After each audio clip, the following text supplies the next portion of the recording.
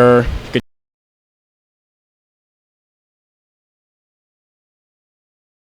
News business. Restaurant to fill, plates to fill out there. So let's walk us through your dish here. The chicken what? Chicken vodka penne. All right, let's see what you got. Sauté pan. We have a pan. We're going to use extra virgin olive oil. All right, let's make sure they can see this. We got this great setup here where they can go to cameras. We can see it. All right, let's hook it up. Keep going. All right, we get our chicken strips, which we cut daily, and we're going to flour them in flour that's seasoned with salt and pepper. Those aren't the frozen ones that little kids like. You know, they're like the chicken fingers. No, these are fresh, seasoned. You're hooking them up in the flour. We'll have to get 3 cameras next time, but we're going to drop those in the pan, I assume. Yep, so you're going to flour the chicken. And now what else is in that flour? It looks like some pepper. Just salt and pepper. Okay. And you want to shake off the excess flour. Okay. Put it in the oil. Is that like corn oil, olive oil, vegetables? Extra virgin olive oil. Shake it around a little, and then onto the flame.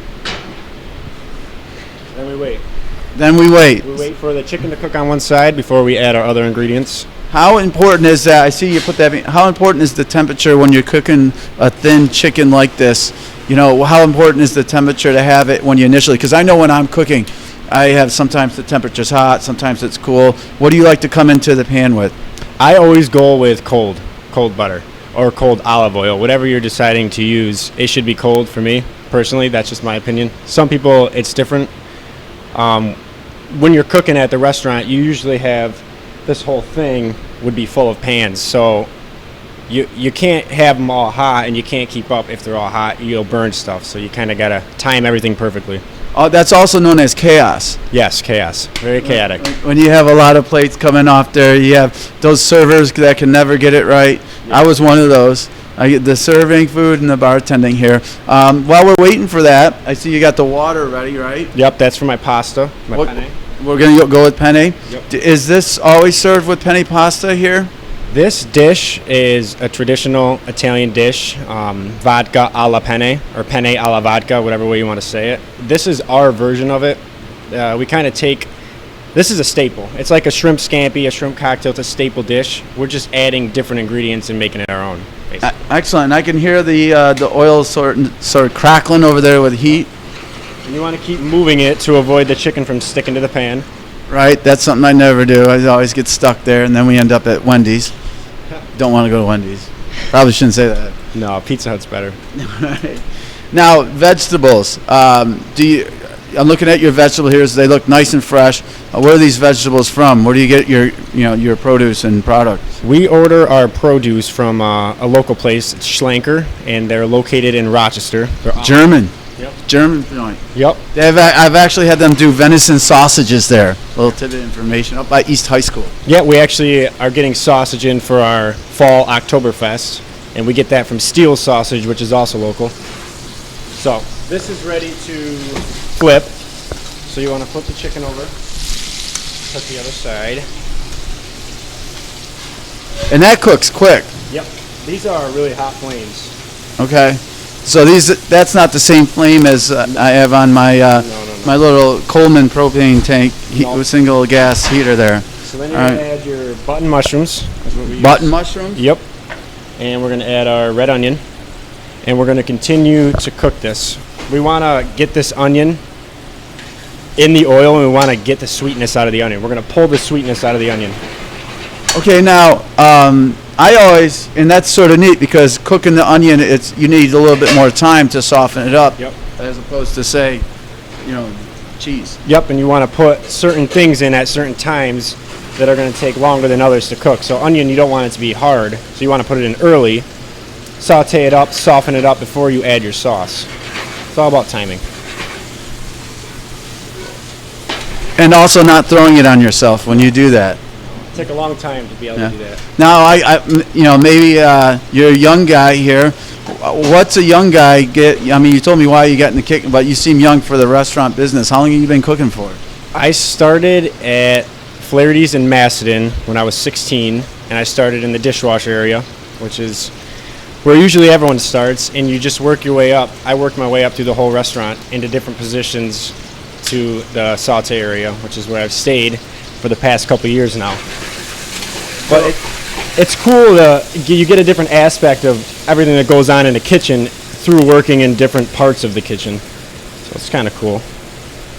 And it's also kind of cool to be in a place and be able to have the opportunity to work your way up through the system and understand the different levels of it. You can look over there at the dishwasher as you're yelling at for pots and pans and sort of understand and remember back in the day when that was you. Yes, and that's where it all starts in every restaurant. It's where you start learning everything. And I'm sure you never yell at anybody for a plate. No, it's very nice here. Now I'm going to add my Italian sausage, which we cook off every day and we slice up. It comes in raw, and we get that from Palmer's, which a lot of people in this area probably know about Palmer's.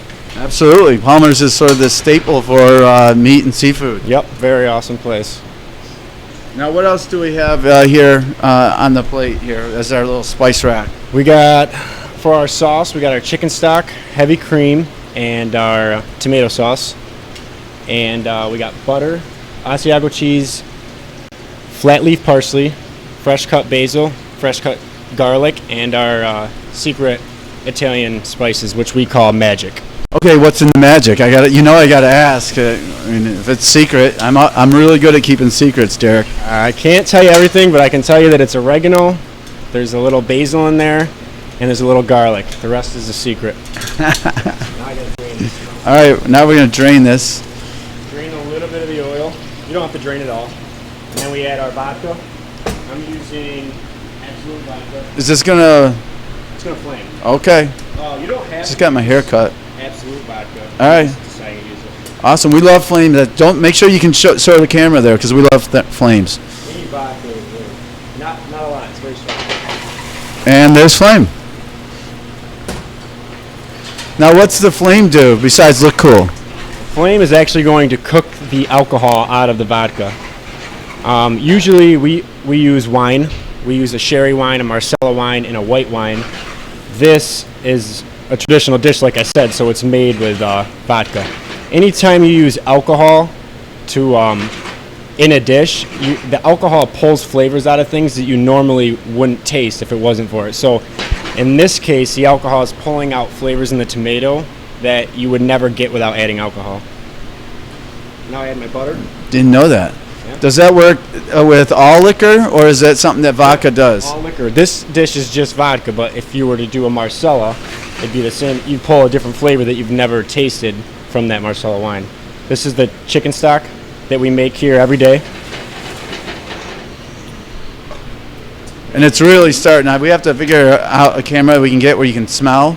I haven't worked on that yet, but it's really starting. You're starting to smell the chicken stock, the chicken, the onion in there. What we got now? Fresh garlic. Can't go wrong with garlic. And I add my tomato sauce, or tomato puree. This dish is used with a thin tomato sauce. You wouldn't usually use a chunky one, but you could. You could do anything that you wanted to. Because there's no rules in cooking. No rules. If I wanted to make it spicy, I could add red pepper flakes, Tabasco. If I wanted to use seafood, I didn't have to use chicken. I could just use shrimp. You could do anything. Now, do you ever get like those crazy Italian ladies that bring their plate into the kitchen and they're like, "There's you didn't use chunky tomatoes in my meal here." Yeah, we love the critics. They do give us a lot of different opinions on our food, which is always great. We like to hear comments from people on what we can do to make this place better. Any suggestions are always welcomed, which is you could always leave a suggestion on our Facebook page. Oh, nicely done. How do I find the Facebook page? We have a main website, which is Flaherty's.com, or you can just go to Facebook and search Flaherty's Honeyway Falls. So Flaherty's Honeyway Falls, you got to get on there and like the page. I'm sure we might see this on the Flaherty's Honeyway Falls Facebook page at some point. So now I'm going to add my heavy cream, which should always be in the dish because it has to be in the dish. Can we just put this under the camera for a second, or do we need the heat? So let's go to the other camera there, and just take a look at that. I'm basically making this into a pink sauce, and you can decide how mild you want it, or if you want it a stronger tomato sauce, you would add less heavy cream. But I like mine to be like a pink. This color is a Right. perfect color for me. More tomato, more red. Yes. Then we add our magic. Magic. Do you say abracadabra? No. Could. You leave that to Leah Shea? Yeah. You say, Leah, add in the magic, and she screams out, abracadabra! This is the part where Leah's usually saying, "Where's that chicken vodka penne? I need it to sell." So we're gonna mix that around in there, and then add our basil. Who doesn't love fresh basil? Awesome. Nice and green and fresh. If you don't have basil in an Italian dish, then it's not Italian. And we just left the Genesee Farmers Market that was going on. There's a couple farmers with their basil there. And I believe basil is something that you can also grow year-round inside in your home. Next year, we're thinking about doing our own basil, rosemary, thyme. We're thinking about having our own herb garden here.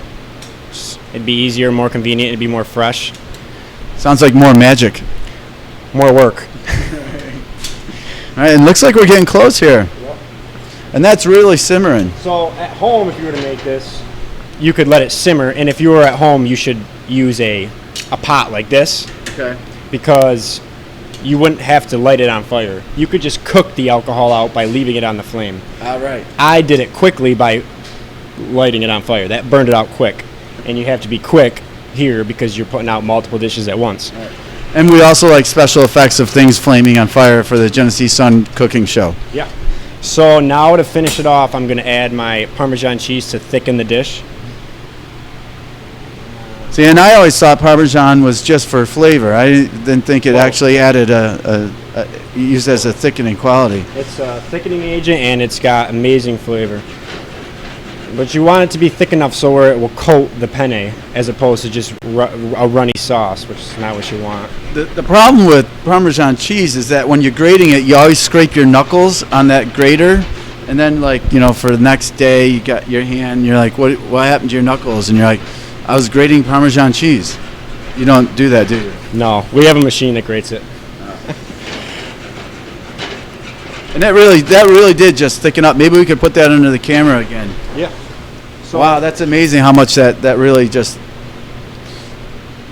gives it and nice you get a thick texture. sauce and you can see it bubbling, which is what you want. So that's pretty much done. Now we're going to drop our penne pasta into our hot water. And I apologize for the mic, but there's so many fans in the kitchen. You got things going on. Martha Stewart she said that her cooking show set was being used, but you know, with all the other fans, it helps hear what we're actually saying, which is important. Yeah, it's definitely a lot of noise back here. But Abracadabra. yeah. Right. So you want to shake off the excess water. If you get the water in there, it's going to turn back to a runny dish, which you don't want that. Right in there, and then we're going to toss Can we it. do that under here? Or we're gonna get risky now. You could always just, if you're doing it at home in a pot, you put the penne in there and stir with a spoon, but Right. this is quicker. So you toss it, Yep. get your bowl. We put some flat leaf parsley on there. Move it up a little closer to the camera there. There we go. And then you go right from the pan into the bowl, just like that. And we finish it with Asiago cheese. Lots of Asiago cheese. And then little presentation. That looks fantastic. All right. Well, once again, let's go back to the Facebook page here. How do they find this on the Facebook page? When you go to Facebook, you search Flaherty's Honeoye Falls, and you'll see our page. And I update that daily. We put our specials every night that we have on Facebook. We put upcoming events such as bands. And now that football started, we are doing more football specials like pizzas on Sundays, chicken wing dip, meatballs. We put all kinds of information on there for everyone to see. Well, this is great. You've done an outstanding job. Look forward to coming back here and do another one as well. And you're absolutely right. You guys have a great show here at Flaherty's in Honeoye Falls, Lima. So I'm Josh Williams. This is Derek. He'll be on Martha Stewart next week probably because he did such a good job tonight. Thanks a lot, Derek. You're welcome. I'm going for Bobby Flay's job. Bobby Flay. There you go. You heard it here first. Thanks, Derek. Thank you.